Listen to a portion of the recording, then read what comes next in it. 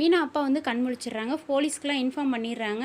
மீனா வந்து பாசமா அப்பா அப்படின்னு சொல்கிறாரு. அவர் வந்து முழிச்சு பார்க்குறாங்க. அவங்க அம்மா வேற எல்லாரும் அழுகுறாங்க.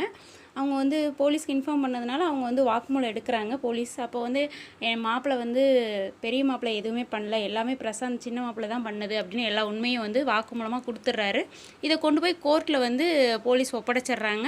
உடனே நீதிபதி அவங்க வந்து எல்லாரையும் விசாரிக்கும்போது செஞ்ச தவறெல்லாம் வந்து பிரசாந்த் பண்ணதுனால இந்த 2 பேரையும் நாங்கள் வந்து விடுதலை பண்ணுறோம் அப்படின்னு நீதிபதி அதை பார்த்துட்டு சொல்கிறாரு.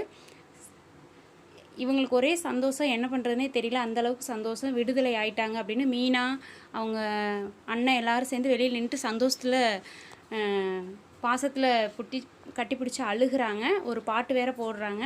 அப்புறம் வந்து வீட்டுக்கு எல்லாரையும் கூட்டிகிட்டு வீட்டுக்கு போகிறாங்க. உடனே தனம் வந்து ரொம்ப சந்தோஷமாக அவங்கள வரவேற்கிறதுக்காக ரொம்ப கண்ணுப்பட்டு போயிடுச்சு நம்ம குடும்பத்துக்கு அப்படின்னு சொல்லி ஆரத்தி எடுக்கிறாங்க. ஆரத்தி எடுத்து அவங்கள வீட்டுக்குள்ளே அழைக்கிறாங்க.